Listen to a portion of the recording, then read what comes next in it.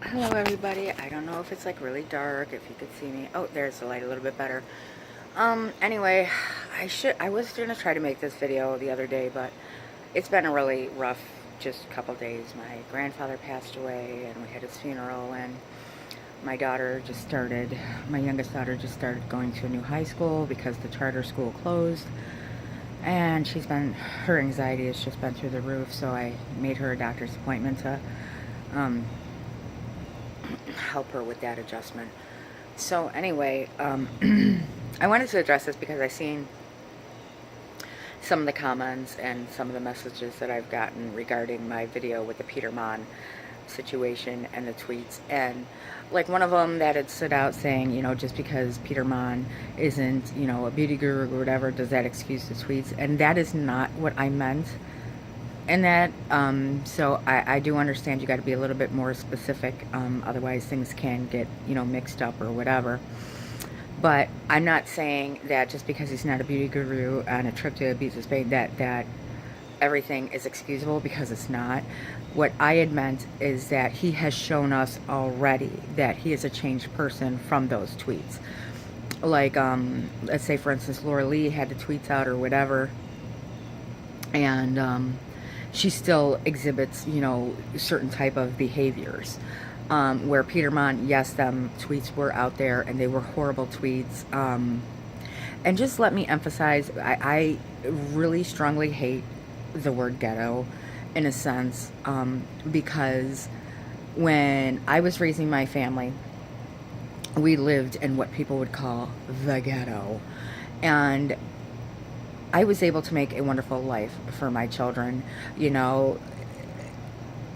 It shouldn't be referred to as a ghetto, and I hate that it's referred to that, because it's low income housing. It's where people go that have low income and they can't afford to live like in these suburbs, and I hate that it's got a characteristic to it.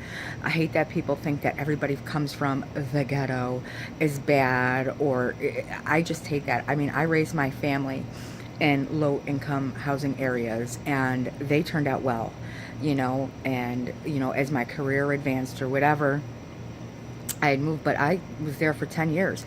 And you know what? I would go back there because it was so diverse. It had, there was no just, there's so many different cultures and races that live in that area and still do. And even the area that I live in now, there's a lot of different cultures and races. So I really particularly hate that term and how people think of it. Like, if you're from the ghetto, it's like they're saying ghetto, it's supposed to be like you're bad, or and it really bothers me because it's low income housing. It's for where people go that they don't have the adequate income to live in like really prestige neighborhoods, and so that's why that phrase kind of does affect me a little bit, because I raised my family in so-called the ghetto, which is not ghetto, it's low income housing. And you know what? They turned out wonderful. They turned out great. And they grew, they thrived. They're not, I don't want to get into all of it, but that phrase really does personally affect me, because that is where I raised my children and my family, and it does bother me. However, so trust me, I do not excuse the tweets at all. But what I'm saying, what I meant to say, is that he has showed us that he is not that same person. And in his videos, he says, we will see if Laura and Manny and whatever learn their lesson by their actions now.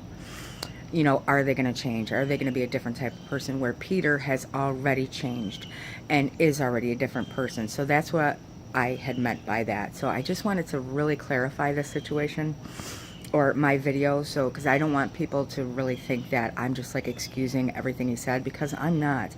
I'm just saying I accept the apology, because from the Peter Monn that we have seen now in the past, year and a half, 2 years on YouTube, he is not that person.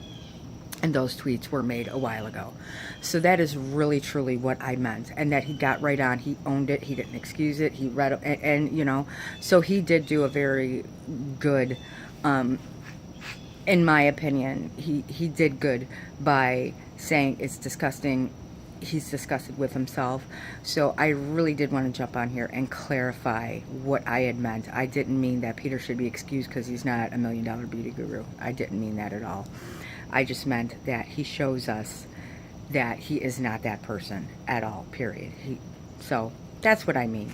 So anyway, I really wanted to jump on here. I'm sorry that it's late, but I have had a hell of a week. It's been terrible. And off topic, I just want to say how in my area, you know, I don't know, life is changing to me.